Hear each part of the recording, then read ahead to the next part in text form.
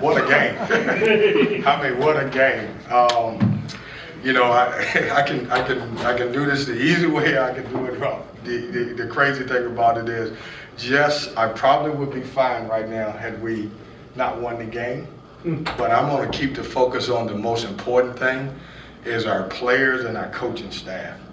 I mean, I thought they did a tremendous job, you know, throughout the game, getting into halftime.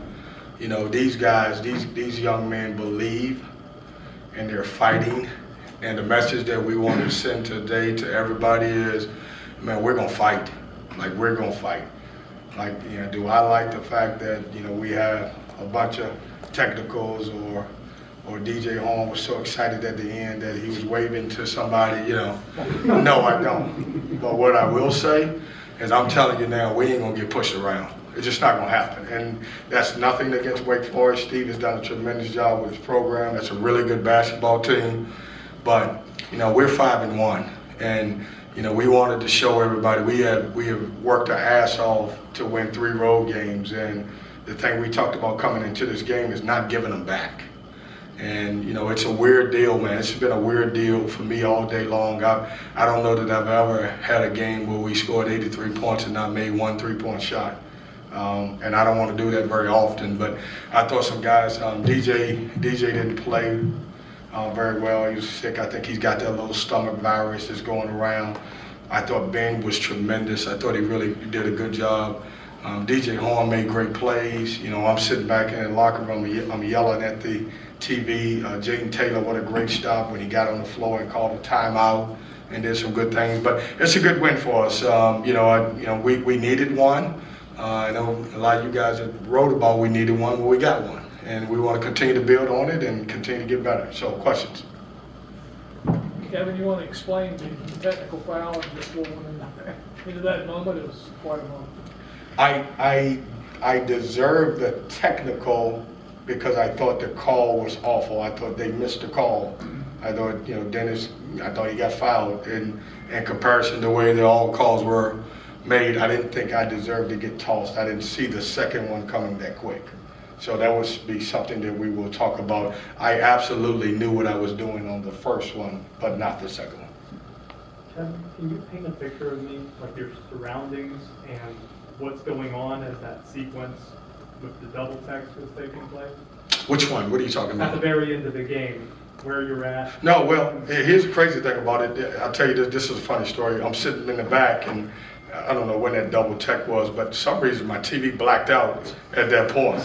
And so I'm running around, and there's a manager back there. He's taping the game. His computer blacked out, and I grabbed his phone, and I'm trying to get on it. I tried to get on my phone to get it. So something that I didn't see, I saw in a replay, but I had to go back and look at it. So I can't paint a picture for you for that. Kevin, what can a win, comeback performance like this do for a team moving forward?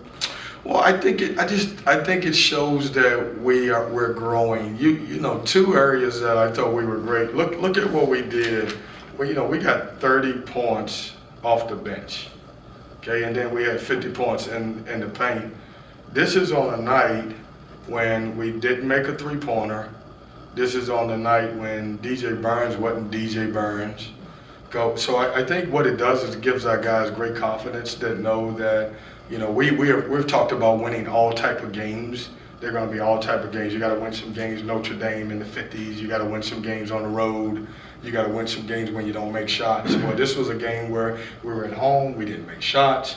Guys came in, and we had the refuse to lose mentality.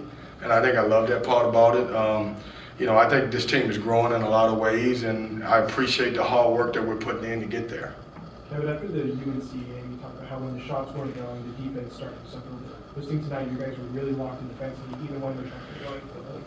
Before you come. Yeah, you go back to that game. I mean, I thought we played well enough defensively. You know, obviously, Carolina can score a lot of points. You know, you hold a team to 67 points, and you don't shoot the ball well. If you shoot the ball better, you give yourself a chance to win. But what we're growing at is that, you know, we're not just relying so much on our offense. On nights when our offense don't go, we're trying to find some ways to, you know, get something off our defense and get some easy baskets. And I think that's where we're maturing at. 5-1 in ACC play for the first first time in 30-plus years. Just what does that say about, so many new guys this year, the way they just really bought into it? Yeah, this team won't get a lot of credit for that. When we were 3-0, it'd been a long time. When we were 4-1, it'd been a long time. Now we're 5-1. But we won't get a lot of credit for that. But I think all of these guys deserve the credit because we're doing some things that haven't happened in a long time, and it's good basketball. And these guys are getting better, and they're winning in a lot of different ways. And so, I'm proud of them. They know it. We talk about it. It's things that we don't talk about before the game. I don't say, hey, if you win the game, you're going to be. You're doing something since '89. We talk about it after, but that's with today's kids, you got to give them things to be proud of. And the history of NC State is so strong. We've had some great teams, and but we've done some good things this year with this group, and we want to continue to grow. What do you think of your coaching staff? I thought they did a tremendous job. I really did. I'm sitting there. Kareem obviously led them, but I thought Joel and Levi and Steve and Larry. I thought they were all great, and I have a great staff. The staff that we put together was really good and instrumental in us going with 23 wins last year and 12-8 and full confidence. I talked at the half and told them the team what I expected, but I wanted those guys to put their own imprint on the game. So I'm not one of those guys that was back in the locker room sending notes from a manager. I don't do that. You got them, you got them. And I thought they did a good job of executing and timeouts and all that other stuff. And I'm telling you, man, I was sitting back there. I was a fan. I was jumping up and down. I was mad when we missed the free throw. I was mad when we did a couple crazy things at the end. It was a weird game. Nothing was going our way. Didn't feel like we were getting much help in any area, and certainly we found a way to win the game. After it was over, you came back out, you threw some fist pumps around, you got the crowd going. What was that like for you? It was great, man, because it was for me getting out there celebrating those guys and what they did. That's like I wanted to meet them at the tunnel to show them how I appreciated how hard they worked and how they found a way to win, and we jumped up and down, we celebrated. I've been under the weather for at least 3-4 days, and so I've tried to keep my distance from everybody. I thought it was a perfect game for the assistant coaches. I hadn't been on the floor for 2 days. I kind of coached from the balcony, and I was yelling from the balcony because I didn't want to breathe on anybody, and they did a good job in the last couple of days of practice, and it was an exciting moment for me. I turned into the ultimate fan. Have you had many ejections? Less than 5? Like Yeah, your probably whole less. coaching career? Yeah, less than 5. So when you get less than 5, then who do you blame? I don't know. You're racking them up this year. Yeah. You're racking them up this year. Well, hey, I'm fighting more. Fighting more. You guys like fight, don't you? Well, I'm picking up on a theme. If I'm wrong on that, tell me. But you started off with, you wrote we needed this one, not Yeah. getting a lot of credit, the fight Yeah. thing. Yeah. Am I wrong on that theme? Yeah, no question. We're the least talked about team in the league that was 4-1. We were the least talked about team that was 3-0. We got our area has really good basketball, and I'm talking about Duke, Carolina, and Wake. And I told our team we're the least talked about out of everybody, but when you pull up the stats, we got the same record as everybody.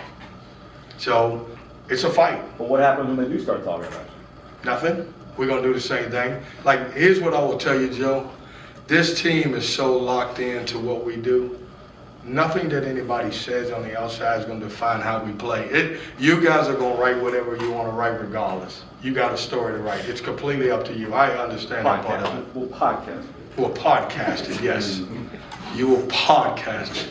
But we're gonna just play and we'll figure it out at the end. That's all we're going to do. Speaking of the fight, what did you think about Ben Middlebrick showing emotion at the end of the game with the and one, all that situation at the end? Yeah, I didn't see that and one. I had to go back and look at that one. What did you think about it? All I know is a guy gets an and one and then he gets tossed and never be able to shoot his own free throw. I don't know if I've ever seen that. And then I don't know what happened with Mo and Salas, but what I was told was they both headbutted each other. Did they? I don't know. One Yeah. shorter than the other, right? Yeah, so I don't. You've never been more like us then. The Wi-Fi went out on you. Yeah. Is it the building, Joe? I mean, Welcome to our world. is that a shot of Craig in the building? Let's wrap this. It's not Greg's fault. No. Craig wants to wrap it up. Shit, I'm gonna stay here for about 10 more questions. Right? It's just fun, man. I mean, like, listen, hey, I'm tired of this shit, man. I'm tired of people talking about how we ain't tough enough. Hey, we pretty damn tough today, right? Okay. I'm not gonna go get any bourbon because I don't drink, but it was a hell of a night for us. So you're sounding like another NC State coach. Really?